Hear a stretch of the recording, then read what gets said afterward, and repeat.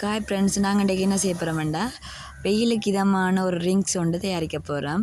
அதை பயன்படுத்தி தான் அதை தயாரிக்க போகிறோம். சத்தானதாகவும் இருக்கும், வெயிலுக்கு இதமானதாகவும் இருக்கும். ஒரு சுண்டு அதாவது 200 கிராம் வரும்.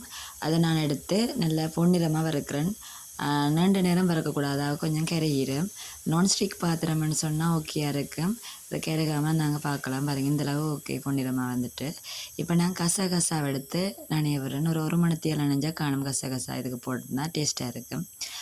அதோட சவ்வரிசியும் எடுத்து சுடு நீரில் நனைய விட்டுருக்கிறேன். இந்த ரெண்டையும் அந்த ரிங்ஸுக்குள்ளே போட்டால் டேஸ்ட்டாக இருக்கும். அதுக்கு தான் நான் இதை நனைய விட்டுருக்கிறேன்.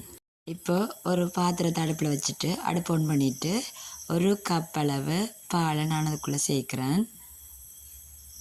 அடுத்ததாக நான் நான் வறுத்த பயரை அவிச்சிட்டு நல்லா அவியணும். அவிச்சிட்டு இந்த பாலோடு சேர்க்குறேன். பாலோடு சேர்த்துட்டு அதுக்கு தேவையான சீனி, அதாவது ஒரு 150 கிராம் போதுமானதாக இருக்கும். அதை நான் சேர்த்து கலக்கிறேன். தொடர்ந்து கசகசாவும் சேர்த்துக்கொள்கிறோம்.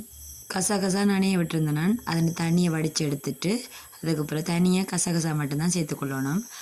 அதே மாதிரி சவ்வரிசியை நான் நனைய விட்டுருந்தேன். அதன் தண்ணியை வடித்து எடுத்துட்டு சவ்வரிசியை மட்டும் இதோட சேர்த்துக்கொள்ளுவேன். இதுக்கு தேவையான அளவு உப்பு நான் சேர்த்துக்கொள்ளலாம், நிறைய தேவையில்லை, இதெல்லாம் போதுமானது. இப்போ ஏலக்காய் நான் பொடியாக நறுக்கி வச்சுக்கிறேன், அதையும் சேர்த்துக்கொள்ளுவேன்.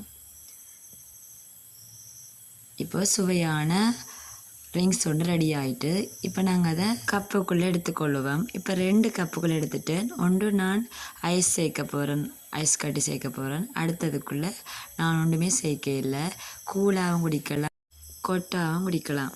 எப்படி நீங்களும் செய்து பாருங்கள், நல்ல டேஸ்ட்டாக இருக்கும். இந்த வீடியோ உங்களுக்கு யூஸ்ஃபுல்லாக இருந்தால் லைக் பண்ணுங்கள், மறக்காமல் சப்ஸ்கிரைப் பண்ணி விடுங்க.